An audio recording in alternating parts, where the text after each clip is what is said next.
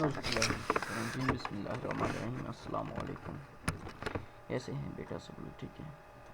अच्छा जी, sperm analysis या हम सीमन एनालिसिस जो है वो पढ़ रहे हैं अपने लेक्चर्स के अंदर। सीमन एनालिसिस को हमने दो हिस्सों में डिवाइड किया था। फर्स्ट पार्ट हमने कंप्लीट कर लिया था और अब हम सेकंड पार्ट देखेंगे इसका। लेकिन इससे पहले कि हम सेकंड पार्ट को शुरू करें, हम फर्स्ट पार्ट को भी थोड़ा सा रिवाइज़ करेंगे ताकि आप लोगों को जो है वो एक थारो, एक कंप्लीट, एक कॉम्प्रीहेंसिव जो है वो इस एनालिसिस के बारे में पता चल जाए। सो एनालिसिस ऑफ सीमन में देखें, जो सीमन है वो स्पर्मेटोजोआ के ऊपर मुश्तमिल होता है, जो कि एक प्लाज्मा लाइक फ्लूइड के अंदर जो है मौजूद होते हैं। और ये फ्लूइड जो है ये एजैकुलेशन के टाइम बनता है, मतलब कि जब स्पर्म्स की सेक्रेशन होती है उसको कहते हैं एजैकुलेशन। सो सिर्फ द स्पर्मेटोजोआ, सिर्फ और सिर्फ स्पर्मेटोजोआ जो है और थोड़ी सी अमाउंट के अंदर सेक्रेशन जो है वही टेस्टीज और एपिडिडाइमस में बनेगी। लेकिन जो 5% है टोटल वॉल्यूम का, वो सिर्फ और सिर्फ टेस्टीज और एपिडिडाइमस के अंदर बनती है। जो बाकी का सीमन होता है वो सारे का सारा टेस्टीज के अंदर नहीं बनता, वो सेमिनल वेजिकल्स के अंदर बनेगा 46 to 80%। और इसके साथ ही जो प्रोस्टेट ग्लैंड है उसमें बनता है 13 to 33%। इसके अलावा जो है वो बल्बो यूरिथ्रल और यूरिथ्रल ग्लैंड्स जो है वो भी मौजूद होते हैं और वो 2 to 5% टोटल वॉल्यूम का जो है वो कंट्रीब्यूशन देते हैं। अब जो ये सेक्रीशंस हैं ये ना सिर्फ सीमन को कंसंट्रेशन या गाढ़ा करने में मदद देंगी, बल्कि स्पर्मेटोजोआ के जो फंक्शंस हैं उनके अंदर भी जो है ये अहम किरदार अदा करती हैं। So during the sexual intercourse, so इस तरह के जो कंपोनेंट्स हैं ये खारिज होते हैं पोस्टीरियर यूरिथ्रा से, एक ऐसी प्रोसेस से जिसको हम मिशन कहते हैं, और इसके साथ ही जो है वो एजैकुलेशन होती है जो कि यूरिथ्रा से होती है एजैकुलेशन। तो जो कंपोनेंट्स की मिक्सिंग है वो आफ्टर एजैकुलेशन होती है। सो स्पर्म्स की एबिलिटी कि वो एग्स के अंदर पेनिट्रेट करें, ये वो हासिल करता है एपिडिडाइमस से। तो सेमिनल वेजिकल जो हैं ये important source of energy provide करते हैं in the form of fructose, जो कि स्पर्म्स की या स्पर्मेटोजोआ की जो मोर्टेलिटी है उसको बढ़ा देते हैं। इसके साथ साथ जो प्रोस्टाग्लैंडिन्स है और फिब्रिनोजिन लाइक सब्सटेंसेस हैं वो भी ऐड की जाती हैं सेमिनल फ्लूइड के ज़रिए, फ्लूइड के अंदर सेमिनल वेजिकल्स से। प्रोस्टेटिक फ्लूइड जो है वो एंजाइम्स प्रोवाइड करता है, स्पर्माइन या बैक्टीरियोस्टैटिक सब्सटेंसेस उसके अंदर होती हैं, साइट्रेट्स होते हैं, और इसके अलावा कैल्शियम और जिंक जो है वो उसके अंदर होता है प्रोस्टेट फ्लूइड के अंदर। जो बल्बो यूरिथ्रल ग्लैंड है वो क्या करता है कि वो म्यूकोप्रोटीन और आईजीए एंटीबॉडीज़ जो है वो प्रोवाइड करता है सीमन को। और इस तरह से अगर कोई इस पूरे जो जेनिटल ट्रैक है उसमें अगर किसी भी जगह पे कोई बीमारी या कोई इन्फेक्शन हो तो वो इन सारी चीज़ों से, जिसमें आईजीए एंटीबॉडीज़ हैं या फिर इंजाइम्स हैं, वो इन सारी चीज़ों से जो है वो ख़त्म हो सकता है। और इसकी जो अब नॉर्मेलिटी है या जो डिज़ीज़ है ये अफेक्ट कर सकती है स्पर्म्स की क्वांटिटी के ऊपर भी और स्पर्म्स की क्वालिटी के ऊपर भी। तो इसकी क्वांटिटी और क्वालिटी जो है वो डेफिनेटली डायरेक्टली जो है वो अफेक्ट करती है फर्टिलिटी के ऊपर और इनफर्टिलिटी की तरफ ले जाती है। उसके बाद देखें indications for the sperm analysis. Sperm analysis के लिए जो इंडिकेशंस है वो देखें क्या होनी चाहिए। सो इसमें इनफर्टिलिटी है या हाइपोगोनेडिज्म है, जो कि वेस्टेक्टमी के बाद होता है, और आर्टिफिशियल इंसेमिनेशन या स्टोरेज ऑफ स्पेसिमन या रेडियोथेरेपी वगैरह से पहले, ठीक है ना। अब देखें कलेक्शन ऑफ स्पर्म्स, देखें सैंपल देखें, एक पीरियड होना चाहिए एब्सटिनेंस का, मतलब कि आप अगर एजैकुलेशन हुई है स्पर्म्स की तो तकरीबन को 3 से 5 दिन का गैप आना चाहिए इसके अंदर, ठीक है ना। अगर आपने स्पर्म एनालिसिस करना है तो उससे तकरीबन 3 से 5 दिन पहले आपने कोई सेक्सुअल इंटरकोर्स वगैरह ना किया हो। तो ये ज़्यादा बेहतर है कि आप स्पर्म्स को लेबॉर्ट्री के अंदर ही प्रोड्यूस करें, क्योंकि वो फिर ट्रांसपोर्ट का इशू है, टेम्परेचर का इशू होता है, तो उसकी वजह से जो स्पर्म्स हैं उनके काउंट पे या उसकी जो मोर्टेलिटी है उसके ऊपर बहुत ज़्यादा इफ़ेक्ट होता है। ताहम कुछ जो पेशेंट्स हैं वो कंफर्टेबल फील नहीं करते लेबॉर्ट्री के एटमॉस्फेयर के अंदर, और इससे उनकी जो स्पर्म काउंटिंग की जो क्वालिटी है और जो क्वांटिटी है वो दोनों ही अफेक्ट होती हैं। स्पर्म जो है वो मॉर्निंग में कलेक्ट करने चाहिए ताकि वो सफिशेंट टाइम मिल जाए उसके एनालिसिस के लिए। मैस्टरबेशन जो है वो आइडियल मेथड है स्पर्म्स की प्रोडक्शन का, ताहम कुछ जो है वो साइकोलॉजिकल या रिलीजियस रीजन की वजह से जो है ये पॉसिबल नहीं होता कुछ पेशेंट्स के लिए। सो इसमें क्या होना चाहिए कि जो क्वाइटस इंटरप्ट कर सकती है रिपोर्ट के अंदर, सो एजैकुलेशन जो है इस मेथड के अंदर जो है वो नहीं होता जिनमें, इसलिए ज़रूरी है कि पैथोलॉजिस्ट और पेशेंट जो है वो पहले से अवेयर हो। कॉन्डम्स जो है वो नहीं यूज़ करने चाहिए, बिल्कुल भी नहीं यूज़ करने चाहिए स्पर्म्स की कलेक्शन के लिए।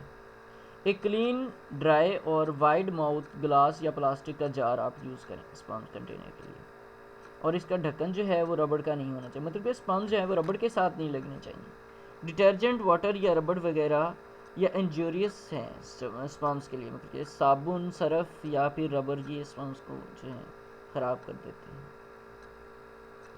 स्पेसिमेंस जब ट्रांसपोर्ट करने हैं तो उनके टेम्परेचर का ख़ास ख्याल रखना है। 37 डिग्री सेंटीग्रेड के ऊपर ट्रांसपोर्ट करें अगर पॉसिबल हो तो, नहीं तो कम से कम 1 घंटे के अंदर अंदर लैब के अंदर भिजवा दें। उसके बाद आ जाएगा फ़िज़िकल एग्ज़ामिनेशन। अब फ़िज़िकल एग्ज़ामिनेशन में क्या होगा कि जो सीमन है उसको आपने ट्रांसफ़र करना है एक स्क्रप्सली क्लीन ग्रेजुएटेड स्मॉल सिलेंडर के अंदर, और इसके बाद आपने उसका कलर देखना है, उसकी अपीयरेंस देखनी है, पीएच और वॉल्यूम देखेंगे। नॉर्मली जो सीमन है एजैकुलेशन के बाद वो जेल लाइक क्लॉट होता है जो कि 5 से 20 मिनट के अंदर लिक्विफाई हो जाएगा, और लिहाजा फिर क्या होगा कि ये जब तक वर्क बेंच तक आता है तब तक जो है वो लिक्विफाई हुआ हुआ होता है। अगर ये लिक्विफाई नहीं हुआ तो फिर आपने क्या करना है, इसको आप लिक्विफाई करेंगे ताकि आप इसका एनालिसिस कर सकें। इसमें 5 से 10 ड्रॉप आप 0.2% अल्फ़ा माइलेज के डालेंगे तो ये लिक्विफाई हो जाएगा। अगर लिक्विफेक्शन जो है वो नहीं है, सो ये भी आपने नोट करना है रिपोर्ट के अंदर कि ये जो सीमन एनालिसिस है, आपको जो सीमन रिसीव हुआ है वो लिक्विफाइड था या नॉन लिक्विफाइड था, ये आपने रिपोर्ट करना है। इसके बाद आप इसको मैयर कर सकते हैं। एक ड्रॉप सीमन का आप लें और 10 सेंटीमीटर लंबी कैपिलरी ट्यूब के अंदर जिसमें 1 ml जो है वो आप सीरम ले लें। तो टाइम जो है ड्रॉप फार्मेशन का, कि जब ड्रॉप बनता है और उस कैपिलरी से निकलता है नीचे गिरता है, उससे आप उसकी जो विस्कोसिटी है उसको मैयर कर सकते हैं। सीमन काउंटिंग या स्पर्म काउंटिंग देखें, जो विजुअल असेसमेंट प्लेस है एक ड्रॉप सीमन की, वो एक क्लीन ग्लास स्लाइड के ऊपर आपने लेना है और उसके ऊपर बड़े आराम से कवर स्लिप रख देनी है। फिर उसको हाई पावर ऑब्जेक्टिव के थ्रू आप देखेंगे माइक्रोस्कोप में, ताकि विजुअल असेसमेंट बन सकें स्पर्म काउंट की, और जो उसका जो डाइल्यूशन है उस टाइम को किसी भी डाइल्यूशन के लिए भी जो है आप रेडी हो सकें। सो मकसद कहने का ये है कि जो आपने स्लाइड देखनी है हाई पावर ऑब्जेक्टिव में माइक्रोस्कोप के, ताकि विजुअल असेसमेंट बन सके स्पर्म काउंट की, और हम जो भी डाइल्यूशन है वो भी बना सकें। डाइल्यूशन अगर आपने बनानी है तो वो कैसे बनानी है, देखें जो डाइल्यूएंट होता है वो आप यूज़ करें 3 to 5% बफर्ड फार्मल सलाइन के लिए, ताकि आप इसको डाइल्यूशन बना सकें। कैसे बनाएंगे? आपने 5 gram sodium bicarbonate 1 ml 35% formalin के अंदर ऐड करना है, और डिस्टिल वाटर उसमें इतना आप ऐड करें कि जो टोटल वॉल्यूम है वो 100 ml हो जाए, तो ये आपकी डाइल्यूशन बन जाएगी। या फिर आप 5 ml सैचुरेटेड एक्वस सोल्यूशन लेंगे जेंशन वायलेट का, उसको भी आप इस्तेमाल कर सकते हैं इस मकसद के लिए, ताकि आप स्पर्म्स को जो है वो स्ट्रेन भी कर सकें। और माइक्रोस्कोपी के लिए जो लिक्विड है वो इमोबिलाइज करेगा स्पर्मेटोजोआ को, और आपकी जो काउंटिंग है उसको फैसिलिटेट करेगा। देखें, जब तक स्पर्म मूव करते रहेंगे तब तक आपको काउंटिंग इशू होगा। जारी बात है, एक स्पर्म एक जगह से दूसरी फील्ड में मूव करके डबल भी काउंट हो सकता है। सो नॉर्मली 1 से 20 की डाइल्यूशन आप बनाएंगे। कैसे बनाएंगे कि आपने 50 माइक्रोलीटर जो है वो वेल मिक्स लिक्विफाइड सीमन लेना है, और 950 माइक्रोलीटर जो है आपने डाइल्यूएंट लेना है। उसको आप सहलीज पाइपेट के ज़रिए जो है वो मिक्स करेंगे। ताहम 1 और 10 की जो डाइल्यूशन है वो रिकमेंडेड है, और 1 और 50 की डाइल्यूशन जो है वो भी आप कर सकते हैं अगर आपका स्पर्म जो है, स्पर्म काउंट या जो स्पर्म की तादाद है वो बहुत ज़्यादा हाई है, और आपकी काउंटिंग में या आपके जो फील्ड के अंदर जो काउंटिंग है उसमें अगर प्रॉब्लम हो रही है और स्पर्म बहुत ज़्यादा है उस सीमन के अंदर, तो फिर आप 1/50 की डाइल्यूशन भी लगा सकते हैं। काउंटिंग प्रोसीजर देखें, आपने जो इम्प्रूव न्यूबार चैम्बर जिसको हम हीमोसाइटोमीटर कहते हैं वो आप इस्तेमाल करेंगे इसकी काउंटिंग के लिए। सबसे पहले तो आपने ये देखना है कि जो आपका चैम्बर है, न्यूबार चैम्बर या हीमोसाइटोमीटर है, वो भी साफ़ सुथरा होना चाहिए, और उसके ऊपर जो कवर स्लिप है वो भी जो है वो साफ़ सुथरी होनी चाहिए, और उसको आप डिस्टिल वाटर के से आपने धोना है, और धोने के बाद गीला गीला जब होगा तब उसमें सीमन नहीं डाल देना, आपने उसको अच्छे तरीके से ड्राई करना है। कवर स्लिप जो है वो आपने जब यूज़ करनी है तो वो आप सेंट्रल एरिया में रखेंगे, और यहाँ तक कि सारी की सारी जो हवा है वो उसमें से निकल जाए, और जो है वो बियर फिंगरप्रिंट रिजेस जो हैं वो उसके जो है वो ज़ाहिर हो जाए। मकसद कहने का यही है कि इसमें जो है वो आपने हवा वगैरह जो है इसमें से निकाल लेनी है। हवा वगैरह इसमें से आप निकालने के बाद जो है वो क्या करेंगे, हवा वगैरह इसमें जो स्लाइड है वो आपको नज़र आनी चाहिए, मतलब कि जो फिंगरप्रिंट्स हैं, फ्रिंजेस हैं उसके। बेटा जो खालियाँ आपको हीमोसाइटोमीटर के ऊपर नज़र आ रही होती हैं वो कह रहा है कि आपको नज़र आनी चाहिए, जो छोटी छोटी खालियाँ सी बनी होती हैं, इतनी हवा आपने उसमें से निकाल देनी है कवर स्लिप रखने के बाद। जो डाइल्यूटेड सीमन है वो केयरफुली मिक्स करें और उसको चार्ज करें, चैम्बर को चार्ज करें पास्चर पिपट को यूज़ करते हुए, मतलब कि जो सीमन है वो आप हीमोसाइटोमीटर के ऊपर रखें। जो चैम्बर है उसको फिर आपने देखना है 10x ऑब्जेक्टिव के साथ माइक्रोस्कोप में। जो स्पर्म है वो आपने काउंट करना है 4 लार्ज कॉर्नर्स के अंदर और एक सेंट्रल कॉर्नर के अंदर, जस्ट लाइक कि जैसे आप WBC काउंटिंग करते हैं, 4 कोनों वाले खानों के और एक दरम्यान वाले खाने के अंदर। ये बहुत ज़्यादा इम्पॉर्टेंट है कि जो लूज टेल्स हैं और जर्मिनल सेल्स हैं वो आप काउंट ना करें। जर्मिनल सेल्स और लूज टेल्स को आपने काउंट नहीं करना, जो प्योर और मैच्योर जो स्पर्म्स हैं उन्हीं को ही आपने काउंट करना है। तकरीबन आप 200 स्पर्मेटोजोआ को काउंट करेंगे। सो अगर ये अवेलेबल नहीं है तो 200 अवेलेबल नहीं है तो फिर आप ये 5 स्केयर्स के अंदर जो है इसके अलावा और भी जो स्केयर्स हैं वो भी आप काउंट कर सकते हैं। मतलब कि कहने की बात यह है कि आपने 200 तक काउंट करना है। फिर आपने कैलकुलेशन कैसे करनी है स्पर्म काउंट की, मिलियन पर मिलीलीटर। आपने C ज़रब D ज़रब 10 ज़रब 100/5 करना है। अब C क्या है, C जो है वो 5 स्केयर्स के अंदर जो है जो आपने काउंटिंग की है वो है 4 साइडों वाले और एक दरम्यान वाला। D क्या है, जो डाइल्यूशन आपने लगाई है वो भी आप लिखेंगे। 5 जो है वो एरिया काउंटिंग है, जारी बात है आपने 5 खाने लिए हैं। तो 10 क्या है, डेप्थ है चैम्बर की 0.1 या फिर 1/10 मिलीमीटर है। और 1000 क्या है, ये चूँकि आपने उसको मिलीमीटर स्क्वायर के अंदर कन्वर्ट करना है मिलीमीटर स्क्वायर को सॉरी ml के अंदर कन्वर्ट करना है तो फिर आप उसको 1000 से जो है वो ज़रूर दे देंगे। इस तरह से आप कैलकुलेशन लिखेंगे। अब मोटेलिटी की असेसमेंट आपने कैसे करनी है, देखें मोटेलिटी की असेसमेंट जो है वो आप जल्दी करेंगे प्रोडक्शन के बाद सैंपल की 3 से 6 घंटे में। तो ये इम्पॉर्टेंट है कि आप स्पर्म्स को लें तकरीबन 10 माइक्रोमीटर डेप्थ के लिए फ्री इन्वायरमेंट में, ठीक है ना। सो जो ड्रॉप है वो वेल मिक्स होना चाहिए। अनडाइल्यूटेड स्पेसिमेन जो है वो आपने रखने हैं वार्म क्लीन स्लाइड के ऊपर, और वेरी लाइटली आपने उसको कवर स्लिप देनी है। और जो स्लाइड है वो आपने थोड़ी देर रखनी है माइक्रोस्कोप के स्टेज के ऊपर, यहाँ तक कि जो स्ट्रीमिंग है वो स्टॉप हो जाए और आपको जो स्पर्म्स हैं वो बिल्कुल इमोटाइल जो है वो नज़र आने चाहिए। मिनिमम आपने 200 काउंट करना है। फिर आपके उसके बाद क्या करेंगे कि जो काउंट है वो आपने डुप्लीकेटेड या डुप्लीकेट या फिर एवरेज रिकॉर्ड करना है। यहाँ तक कि फॉरवर्ड मूवमेंट जो है वो स्पर्म्स के आप पॉजिटिव कंसीडर करेंगे, बाकी जो नेगेटिव या साइड वाली मूवमेंट है उसको आप पॉजिटिव कंसीडर नहीं करेंगे।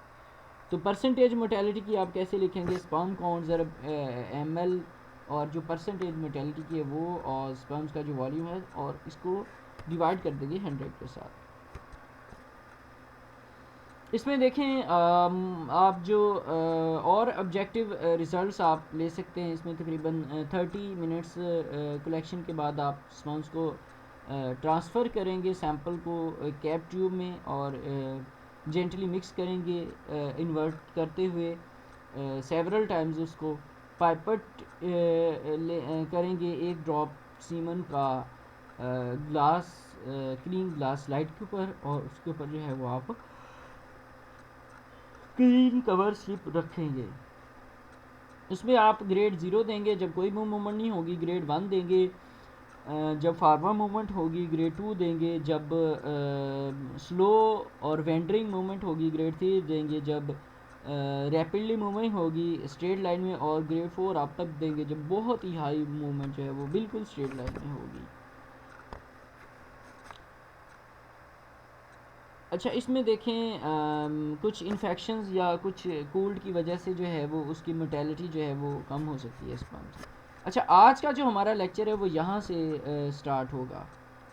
इसमें आप देखें जो असेसमेंट है स्पर्म की मॉर्फोलॉजी की, देखें एक नॉर्मल स्पर्म जो है वो उसका एक हेड होता है, एक टेल होती है, और ये दोनों एक शॉर्ट नेक के ज़रिए जो है वो जुड़े होते हैं। जो हेड होता है वो ओवल शेप होता है, और इसकी मेजरमेंट अगर हम करें तो वो आप 4.5/3/1.5 माइक्रोमीटर जो है वो इसकी है। मतलब 4.5 माइक्रोमीटर जो है वो लंबा, 3 मीटर जो है माइक्रोमीटर चौड़ा, और 1.5 माइक्रोमीटर जो है वो मोटा होता है। और तकरीबन ये 50 माइक्रोमीटर जो है वो लंबा होता है। वो 10 गुना होता है हेड जो है उसकी नेक की लेंथ से। जो टेल होती है वो माइल्ड पीस होता है, सॉरी मिड पीस होता है, और ये प्रिंसिपल पीस होता है और टर्मिनल सेगमेंट होता है। मोस्ट जो है वो टेल तकरीबन 90% जो है वो प्रिंसिपल पीस के ऊपर मुश्तमिल होती है, क्योंकि मेजर पोर्शन इसका यही होगा टेल वाला। जो असेसमेंट है मॉर्फोलॉजी की वो आप बना सकते हैं वेट प्रिपरेशन के ज़रिए और स्टेन्ड सीमन स्मेयर के ज़रिए।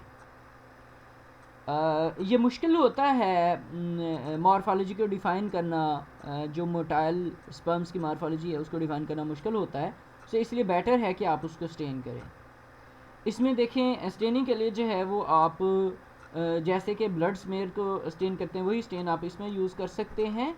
और इसके अलावा आप हीमाटॉक्सिन और यूसिन स्टेन या फिर पैप स्टेनिंग, जिसको पेपिनिक्लॉस स्टेनिंग कहते हैं, जिसमें आपने जो है वो यूज़ करना है पेपिनिक्लॉ सॉल्यूशन यूज़ करना है। इसमें वॉशिंग इसकी अल्कोहल्स के अंदर होगी। और इसके अलावा आप जिम्जा स्टेन जो है ये भी यूज़ कर सकते हैं, ठीक है ना, स्पर्म्स को स्टेन करने के लिए। वो पेपिनिकुला में OG6 और E50 जो है वो आप यूज़ करते हैं। इसके अलावा जो स्लाइड्स होंगी वो आपने देखनी है ऑल अमरियन लेंस के ज़रिए, ठीक है ना। और जो अब नॉर्मलिटीज़ हैं हेड में, उसमें जो है वो हेड स्मॉल हो सकता है, लार्ज हो सकता है, टेपरिंग हो सकती है, पेरीफॉर्म हो सकता है, मॉर्फस और डबल हेड भी हो सकता है। टेल जो है उसमें अब नॉर्मलिटी कैसे आएगी कि जो टेल है वो डबल टेल हो सकती है, क्वाइल्ड हो सकती है, शॉर्ट हो सकती है। और इसके अलावा जो है वो मिड पीसेस जो है वो उसके वो भी आप नोट करेंगे। एटलीस्ट आपने हंड्रेड्स पर मेटोजोआ जो है वो देखने हैं। तो जो परसेंटेज होगी अब नॉर्मल स्पर्म्स की वो भी आपने जो है वो देखनी है, और मॉर्फोलॉजिकल अब नॉर्मलिटीज़ भी आप देखेंगे। इसके अलावा आप एक नोट बनाएंगे वाइट ब्लड सेल्स की प्रेजेंस का, एब्सेंस का, एपिथेलियल सेल्स की प्रेजेंस का, एब्सेंस का, रेड ब्लड सेल्स की प्रेजेंस एब्सेंस का, जर्मिनल सेल्स की, और इसके अलावा लिम्फोसाइट्स हो जाएंगे, एक्स्ट्रा जो है वो एक्सट्रीनियस पार्टिकल्स के, और प्रोटोजोआ के, और बैक्टीरिया। मतलब कि ये सारी चीज़ें आपने देखनी है, अगर मौजूद हैं तो फिर आपने इनको मेंशन करना है। यहाँ पर आप देख सकते हैं कि नॉर्मल स्पर्म कैसा होता है, और एक कंडेंस्ड एक्रोसोम वाला कैसा होगा, और एक स्मॉल हेड वाला कैसा होगा, लार्ज हेड वाला, उसके बाद डबल हेडेड, डबल टेल्ड, और अब नॉर्मल जो है वो मिड पीस। ये सारी की सारी अब नॉर्मलिटीज़ हैं, सिवाय पहले पहले के जो कि नॉर्मल हैं। ये आपने इस तरह से देखना है। नॉर्मल स्पर्म जो है उसमें एक हेड होता है, हेड में एक बेटा न्यूक्लियस होगा, और मतलब कि हेड में हेड और न्यूक्लियस होगा। फिर इसके साथ ही जो मिड पीस है उसमें माइटोकॉन्ड्रिया होता है, और जो टेल है वो आपको ऐसे नज़र आएगी। ये एक नॉर्मल स्पर्म है। रिपोर्टिंग आपने करनी है बड़े अच्छे तरीके से। रिपोर्टिंग में बेटा आप अगर आपको कोई एजैकुलेशन नहीं है तो फिर आप ए स्पर्मिया उसमें रिपोर्ट करेंगे। ओलिगोस्पर्मिया या हाइपोस्पर्मिया आप तब यूज़ करेंगे कि जब उसका जो वॉल्यूम है वो बहुत कम है। हाइपरस्पर्मिया तब आप रिपोर्ट करेंगे जब वॉल्यूम जो है वो जैकुलेशन का ज़्यादा है। ओलिगोजूस्पर्मिया आप तब करेंगे जब उसका स्पर्म काउंट जो है वो 30 मिलियन पर मिलीलीटर से कम है। पॉलीजूस्पर्मिया आप कब रिपोर्ट करेंगे कि जब उसका जो स्पर्म काउंट है वो 300 मिलियन पर ml से ज़्यादा है। एस्थीनोजूस्पर्मिया कब रिपोर्ट करेंगे कि जब जो स्पर्म की मोटेलिटी है वो जो है वो मोटेलिटी जो स्कोर है वो 150 से कम होगा, तो फिर आप एस्थीनोजूस्पर्मिया जो है वो रिपोर्ट करेंगे। ओलिगो एस्थीनोजूस्पर्मिया आप कब रिपोर्ट करोगे कि जब लो काउंट होगा और लो मोटेलिटी होगी। नेक्रोस्पर्मिया आप कब रिपोर्ट करोगे कि जब जो है वो डेड स्पर्म्स होंगे। नॉर्मल स्पर्मेटोजोआ कैसा होता है देखें, इसमें आपने मेजर करना है उसको 50 से 70 मीटर लेंथ होती है उसकी। जो हर है जो स्पर्म है वो मुश्तमिल होता है एक ओवल शेप हेड के ऊपर, जो कि एक्रोसोमल कैप भी होता है उसके ऊपर, और इसकी जो मेजरमेंट है वो 3x5x2 या 3 मिलीमीटर तक होती मिलीमीटर तक होती है। सॉरी, मीटर नहीं होगा। जो शॉर्ट मिडल पीस होता है, इसका जो मिडल पीस होगा वो शॉर्ट होगा, और इसकी जो टेल होगी वो थिन होगी और लंबी होगी, और 45 मिलीमीटर जो है वो इसकी लेंथ होती है। अच्छा बेटा, ये मिलीमीटर की बजाय मीटर लिखा गया। जो नॉर्मल सीमन है उसमें एटलीस्ट 50% जो है वो स्पर्मेटोजोआ जो है वो नॉर्मल मॉर्फोलॉजी शो कर रहे होते हैं, और 50% जो है वो अब नॉर्मल होंगे। मोस्ट स्पेसिमन जो है उसमें जो है वो 20% जो है अब नॉर्मल फॉर्म्स होती हैं, मतलब कि 50% नॉर्मल और 20% जो है वो अब नॉर्मल होंगे उसके अंदर। यहाँ पर देखें ये नॉर्मल और जो है वो स्पर्म कैसा होता है। अब नॉर्मल स्पर्मेटोजोआ में कैसा क्या क्या अब नॉर्मलिटीज़ आ सकती हैं। उसमें बेटा जो उसका हेड है वो ज़्यादा हो सकता है या कम हो सकता है साइज़ में।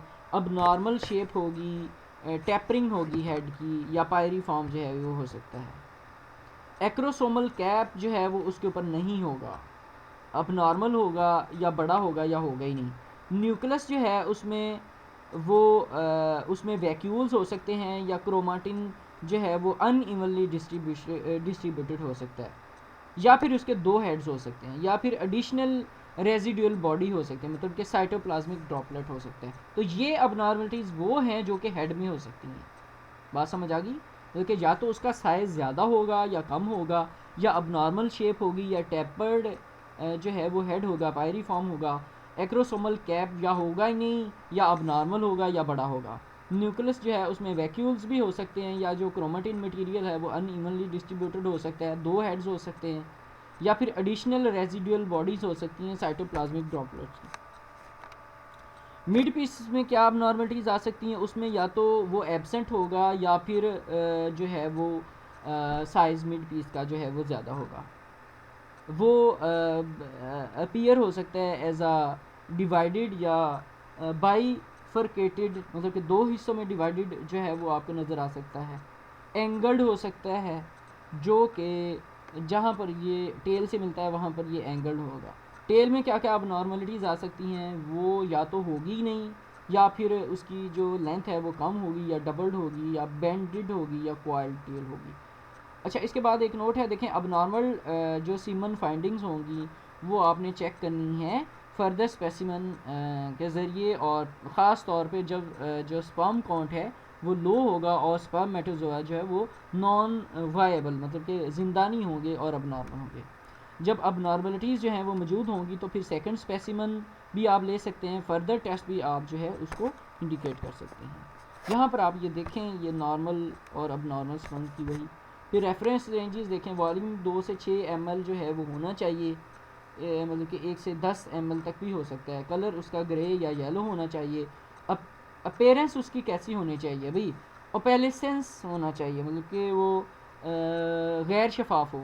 विस्कोसिटी उसकी कैसी हो, भी विस्कस होना चाहिए। pH 7.2 से 8.9 होनी चाहिए। स्पर्म काउंट 60 से 150 मिलियन पर ml होना चाहिए। एक्सट्रीम रेंज जो 30 से 300 मिलियन जो है वो होती है। मोटेलिटी ज़्यादातर उसकी अप टू, मतलब कि 70% से ज़्यादा जो है वो 1 घंटे के अंदर अंदर मोटाइल होने चाहिए, और 50% जो है वो 3 घंटे के अंदर अंदर और जो है वो मोटाइल होने चाहिए। मोटेलिटी स्कोर जो है वो 150 से ज़्यादा होना चाहिए। मार्फोलॉजी में क्या है कि 70% से ज़्यादा जो है वो आपको नॉर्मल दिखना चाहिए। ये था बेटा आपका सीमन एनालिसिस। आई होप कि आप लोगों को समझ आ गया होगा। इसको आप दोबारा भी सुन सकते हैं, मैंने दोनों लेक्चर्स को अब कंबाइन करके आपको बता दिया। तो इसके साथ ही हमारा सीमन एनालिसिस ख़त्म होता है। तो इजाज़त दें, अल्लाह हाफ़िज़।